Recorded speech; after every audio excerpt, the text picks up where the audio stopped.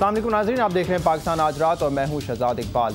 नाज़रीन, पाकिस्तान को वजूद में आए हुए 64 बरस हो चुके हैं और इन 64 बरस में हमने देखा है कि पाकिस्तान की भागदौड़ जो है वो सिविलियन हुकूमत के हाथों में भी रही है और इसके अलावा फ़ौजी जनरलों के हाथों में भी रही है।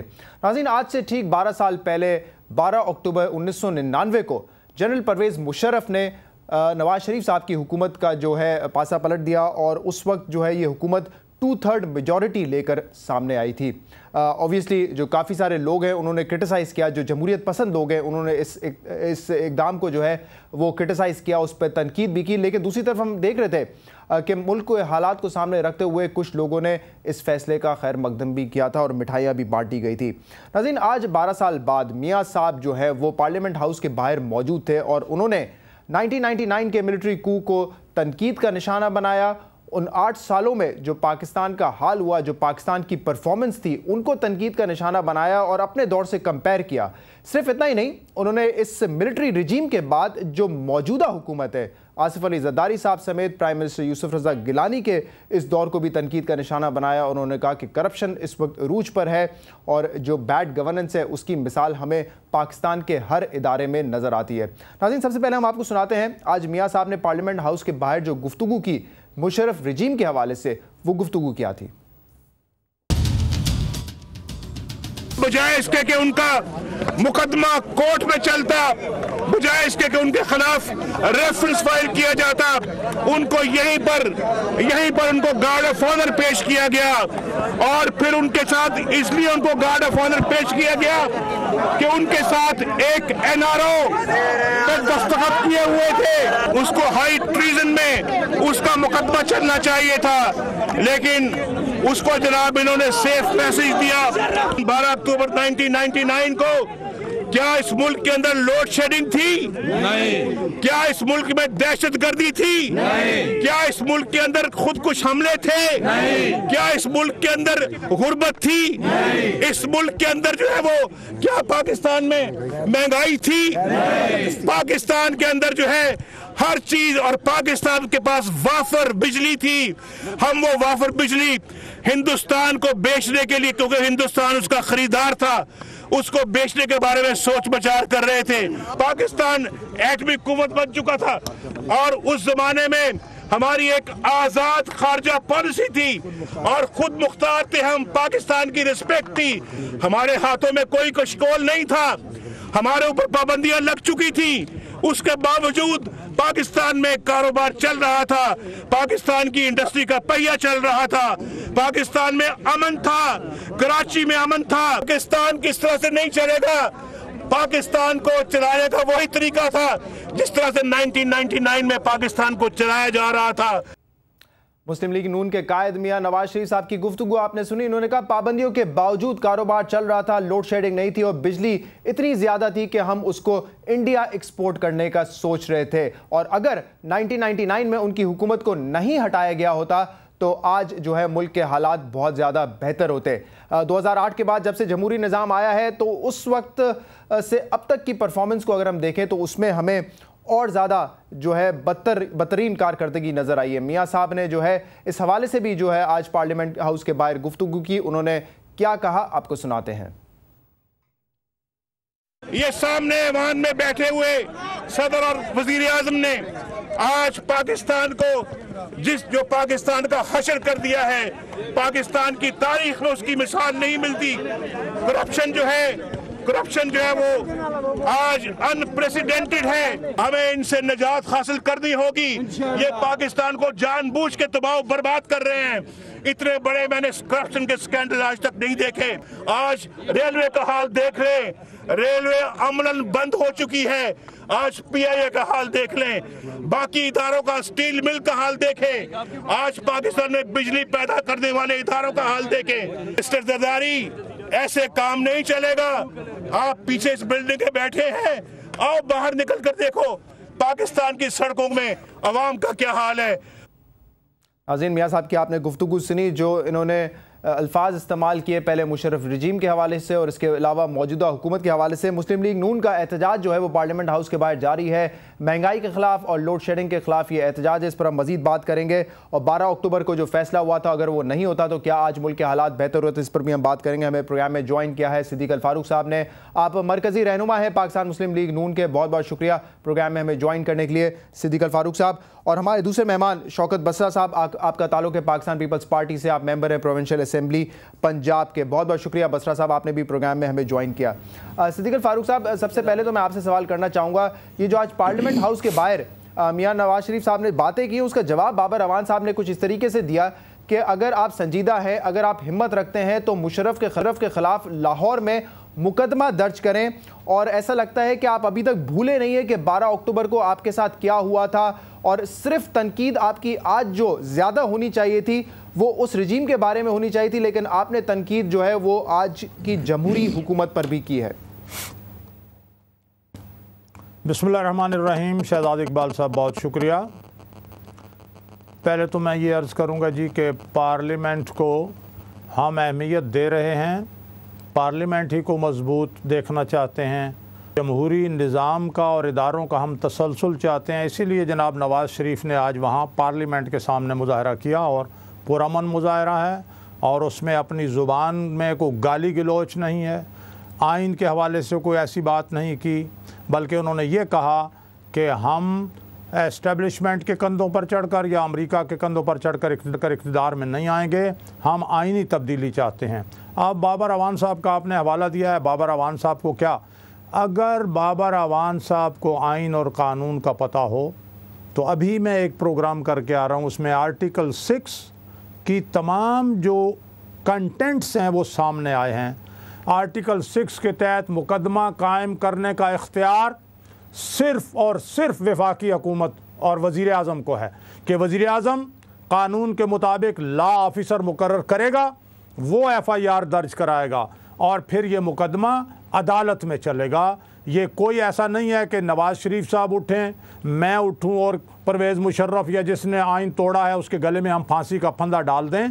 ये आइन और आइन की रोशनी में अदलिया का किरदार है, और हम आइन से मावरा न किसी इक़दाम को सपोर्ट करेंगे, न करते हैं, न इंशाअल्लाह आइंदा कभी। तो मैं ये अर्ज़ करूँगा कि इस वक्त कोई कुछ भी कहे उसकी अपनी मर्ज़ी, लेकिन हम आइन और जमहूरियत की बात करते हैं। हमारा सर भी उतर जाए अगर, तो हम आइन से हट कर कोई बात नहीं करेंगे।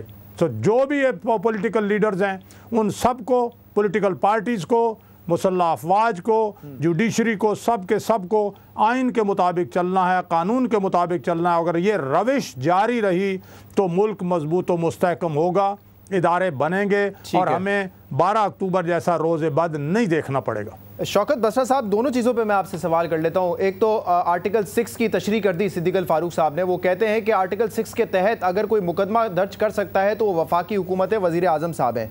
तो फिर क्यों बाबर अवान जो है वो तनकीद का निशाना नून लीग को बना रहे हैं? तो फिर एक सियासी चाल लगती है, सियासी बयान लगता है, और इससे ज़्यादा तो कुछ नहीं लगता अगर आर्टिकल 6 इतना वाज़ह है और इतना क्लियर है। इस चीज़ का भी जवाब दे दें, और साथ साथ ये भी जवाब दे दें कि 12 मई को जो हुआ उस पर आप लोगों का पॉइंट ऑफ व्यू क्या है? क्या आप नहीं समझते कि वो पाकिस्तान की तारीख में एक स्याह दिन था, क्योंकि आप भी जमहूरी पसंद पार्टी हैं? शहजाद, मैं आपको इंडोर्स करता हूं, और मैं जो 12 अक्टूबर का दिन था वो सिर्फ स्याह तरीन दिन नहीं था। उस दिन की वजह से आज पाकिस्तान के जो मसाइल हैं, जो पाकिस्तान में दहशत गर्दी है, जो बेरोज़गारी है, जो महंगाई है, उसके ताने बाने, वो जो एक वन मैन शो था, डिक्टेटर ने जो 12 अक्टूबर को शब खून मारा और एक जमहूरी हुकूमत को जो मियाँ नवाज शरीफ साहब की थी उनको चलता किया, और वो खा डिक्टेटर अयूब खान हो, खा याया खान हो, खा ज़ियाउल हक हो, खा परवेज़ मुशर्रफ हो, जब भी ये लोग आते हैं आप नारा यही मार के आते हैं जी हम मसाइल बढ़ गए हैं, पाकिस्तान में ख़तरे की घंटी बज रही है, पाकिस्तान का मुस्तबिल तारुक हो रहा है, मैशियत को संभालने के लिए आ रहे हैं, मसाइल बहुत ज़्यादा हैं, एहतसाब करेंगे। लेकिन हुआ ये कि जब भी ये लोग गए उसके बाद पाकिस्तान के मसाइल पहले से बढ़े, क्योंकि इनकी हुकूमतें रहती हैं 10-10, 12-12 साल, और जमहूरी हुकूमतों को टाइम मिलता है 1.5, 2, 2.5 साल पहले आप होता रहा, उसके बाद असम्बलियाँ फिर कोई आ गया। अस्सलाम वालेकुम बहनों और भाइयों, हमारे में से कोई टूल और कारिंदे उनके साथ मिल गए और जाके उनको जनाब मजबूत किया। गुजारिश सिर्फ ये है, अब जो सबसे इम्पॉर्टेंट बात है कि हमें तारीख से सबक सीखना चाहिए। हमने जो मार्शल्ला देखे, जो हालात देखे, उससे पाकिस्तान को भी नुकसान पहुंचा, और पाकिस्तान का मुस्तकबिल जो कोई नौजवान है उनको भी, जिसके लिए पाकिस्तान ने आगे बढ़ना है, उनको भी नुकसान हुआ आज। लेकिन माजी ये मियाँ अभी सिद्दीकुल फारूक साहब का मुझे बड़ा एहतराम है, मियाँ नवाज शरीफ साहब का भी मैं खिताब सुन रहा था और मुझे इंतहाई अफसोस हुआ कि हम लोगों ने तारीख से सबक नहीं सीखा।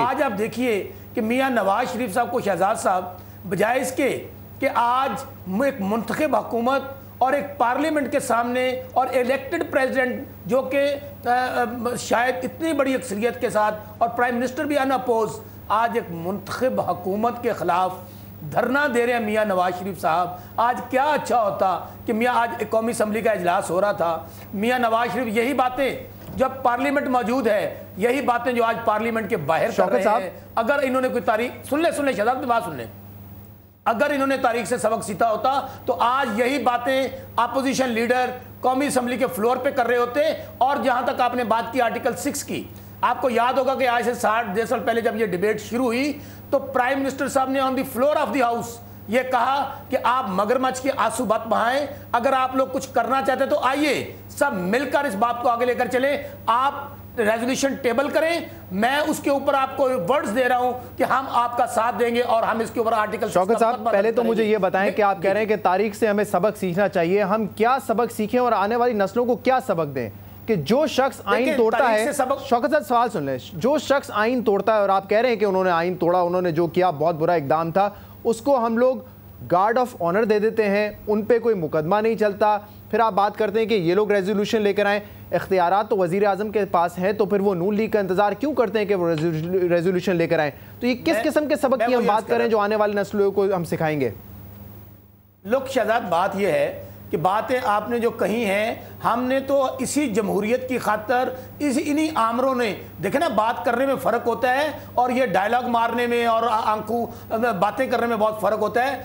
शहीद जुल्फ़िकार अली भुट्टो ने को एक आमर जो था उसने हमसे छीना, शहीद जुल्फ़िकार अली भुट्टो को शहीद मोहतरमा बेनज़ीर भुट्टो साहबा इसी आमरीत की भीड़ चढ़ी, फांसी का फंदा झूलने में और माफ़ीनामे लिख के सऊदी अरब के महलों में बैठना बड़ा आसान है। हम यही इनको अपने भाइयों को समझा रहे हैं कि देखें आज वाहिद एक सियासी जमात है शहजाद साहब, मुस्लिम लीग नून, जिसने माजी से सबक, इसलिए मैं आपको कह रहा हूं नहीं सीखा कि तमाम पॉलिटिकल फोर्सेस जो हैं वो अपने अपने मंशूर पे अमल करते हुए, अपने अपने मैनिफेस्टो पे अमल करते हुए आगे बढ़ रही हैं, जबकि अभी जो पॉलिटिक्स कर रही है मुस्लिम लीग नून, तन्हाई की पॉलिटिक्स, डिस्ट्रक्टिव पॉलिटिक्स। सर आज एक सुन ले, एक बात मैं अपने तीसरे मेहमान को भी इंट्रोड्यूस कराना चाह रहा हूँ, उनका भी मैं पॉइंट ऑफ व्यू ले लूँ, उसके बाद जो है इस बहस को हम आगे बढ़ाते हैं। फवाद हमें ज्वाइन कर रहे हैं, ऑल पाकिस्तान मुस्लिम लीग के रहनुमा है। बहुत बहुत शुक्रिया फवाद चौधरी साहब शो पर हमें ज्वाइन करने के लिए। फवाद साहब, आपकी पार्टी तो अब रजिस्टर हो चुकी है, अगले इलेक्शंस की तैयारी भी कर रही है, मुशर्रफ साहब भी जो है वो अगले साल पाकिस्तान आ जाएंगे, तो अब आप एक जमहूरी पार्टी बन चुके हैं। तो मुझे ये बताएं कि जो 1999 12 अक्टूबर को इकदाम लिया गया था, नवाज शरीफ साहब की हुकूमत को हटाया गया था, क्या आपके ख्याल में वो एक स्याह दिन है पाकिस्तान की तारीख में या नहीं? मेरा ख्याल है कि वो तो जो आज भी पाकिस्तान के जो लोग हैं वो 12 अक्टूबर 1999 को यौम निजात के ऊपर मनाते हैं, और आपको याद होगा कि उससे पहले के जो पाकिस्तान के हालात थे उनको भी हमें याद रखना चाहिए। उससे पहले हालात ये थे कि पाकिस्तान की मईशत तबाह हो चुकी थी, पाकिस्तान में डॉलर अकाउंट फ्रीज़ हो चुके थे, और आपको मालूम है कि किस ख़ानदान के पैसे सिर्फ डॉलर बाहर गए थे, बाकी तमाम अकाउंट जो हैं वो फ्रीज़ कर लिए गए थे। कर्ज़ उतारो मुल्क संवारो मुहिम में जो जैसी स्कीमें चल रही थी पाकिस्तान में, और पाकिस्तान के ऊपर आलमी तजारती पाबंदियाँ नाफिज थी। ये वो हालात थे जिनसे पाकिस्तान उस वक्त गुजर रहा था। और जब 1999 को 12 अक्टूबर 1999 को फ़ौज ने नवाज शरीफ साहब की हुकूमत को हटाया, और उससे पहले जो अपोजिशन के साथ हो रहा था, आपको याद है कि बेनज़ीर भुट्टो साहिबा जो है वो मुल्क से बाहर थी, आसफ जरदारी को केसेस किए गए थे, उनको केसेस में अंदर रखा गया हुआ था, सैफुर रहमान पाकिस्तान के ऊपर राज कर रहे थे, और नवाज शरीफ साहब 15वीं आईनी तरमीम करके मुल्क में अमीरुल मोमिनीन बनने जा रहे थे। ये वो हालात थे जिसमें फौज ने टेक ओवर किया और पाकिस्तान के लोगों को एक बदतरीन अमरियत से निजात दिलाई। और उसके नतीजे में कैसी हुकूमत। फवाद साहब, ये बात आप एक्सेप्ट नहीं करते कि आइन को तोड़ा गया और आइन को तोड़ना जो है वो आर्टिकल 6 की खिलाफ वर्जी है? नहीं, वो जो एक्शन किया गया था 12 अक्टूबर को, उसको पहले सुप्रीम कोर्ट ने 2001 में जफर अली शाह केस में, जिसमें 12 में 2000 चौधरी साहब इसके वन ऑफ द जजेस हैं, उन्होंने इसको जो है वो रेक्टिफाई किया। उसके बाद वो एक्शन 17वीं आईनी तरमीम में पार्लियामेंट ने रेक्टिफाई किया, और अब आकर आर्टिकल 270AA में 18वीं आईनी तरमीम में भी उस सेक्शन को तहफ़्फ़ुज़ मिला है। लिहाजा ये जो इक़दाम था वो तो जाहिर है कि बिल्कुल अब आइन के मुताबिक है।